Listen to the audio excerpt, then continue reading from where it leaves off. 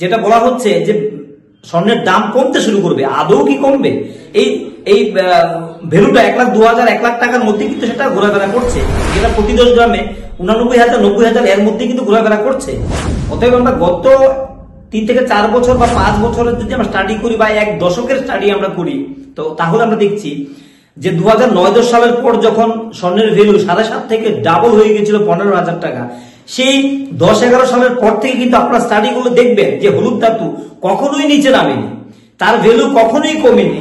এবং যখন 50 থেকে 60,000 টাকা হয়ে গিয়েছিল 17 থেকে 18 সালের সময়, তখন মাঝে মাঝে 1-2 হাজার টাকার উত্থান পতন ঘটতো, কিন্তু স্বর্ণ কিন্তু তার ধারা কিন্তু বজায় চলেছে। এবং 2024-এ যখন ছিল 71 থেকে 72,000 টাকা, সেই 2025-এর এই কয়েক মাসের মধ্যে সেই ভ্যালুটা গিয়ে দাঁড়িয়েছে প্রায় 1 লক্ষ টাকার মতো প্রতি ভরি। অতএব বুঝাই যাচ্ছে, আমরা যা দেখতে পাচ্ছি যে স্বর্ণে এই হলুদ ধাতু অনেকটা কিন্তু ডিফেন্ডিং।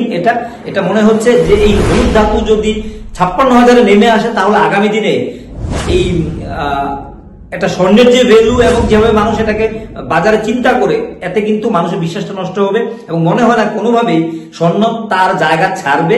এবং বলা যায় যে আগামীতে দাম বাড়তে পারে, আরো কিছু কমলেও কিছু কমে বেড়ে একটা জায়গাতে আবার জাম্প করতে পারে, এমন একটা ইঙ্গিত রয়েছে আগামী দিনে।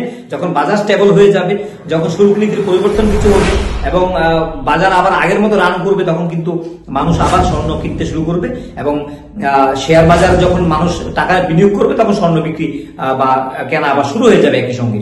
অতএব যে প্রতিবেদন আমরা দেখছি গত কয়েকদিন ধরে 56,000 টাকা, যিনি এখানে এক্সপার্ট বলেছেন, এই এক্সপার্ট যে বক্তব্য, সেটা আমাদের যে বিশ্লেষণ, সেখানে কোনোভাবেই মনে হয় না গত 1 দশক 2 দশককে যদি আমরা স্টাডি করি, তাহলে কখনোই স্বর্ণ তার জায়গা থেকে নিচে নামেনি, বরং এটা জাম্প করেছে, 2 টাইমস 3 টাইমস জাম্প করেছে, আমরা এটা দেখছি। এবং 50,000 এর পর থেকে যখন শুরু হয়েছে, সেখান থেকে কিন্তু প্রতি বছর 10-15 হাজার টাকা করে কিন্তু বাড়তে বাড়তে আজকে প্রতি ভরি স্বর্ণের দাম 1 লক্ষ টাকার উপরে আজকের দিনে দাঁড়িয়েও, এবং 10 গ্রাম স্বর্ণের দাম প্রায় 89 থেকে 90,000 টাকা রয়ে গেছে। তো এই হচ্ছে আমাদের আজকের এই প্রতিবেদন। এবং যারা বলছেন যে বাজারে স্বর্ণের দাম কমতে থাকবে এবং ভাইরাল হচ্ছে, আদৌ তা কিন্তু হচ্ছে না। এবং আমাদের স্টাডি বলছে, এবং আমরা দায়িত্ব নিয়ে বলতে পারি যে গোল্ড কিন্তু তার জায়গা ছাড়বে বলে কোনোভাবে মনে হয় না। কিছুটা কমলেও সেটা কিন্তু আবার উপরে উঠবে বাজার ঠিক হয়ে গেলে এবং স্বাভাবিক হলে, যে আমেরিকান প্রেসিডেন্টের শুল্ক নীতি, সেই শুল্ক নীতি পরিবর্তন আসবে এবং বাজার আবার আগের জায়গাতে ট্র্যাকে চলে যাবে এবং স্বর্ণ তার কিন্তু গতি পাবে বলে আমরা মনে করছি। যাই হোক, আজকের জন্য আমরা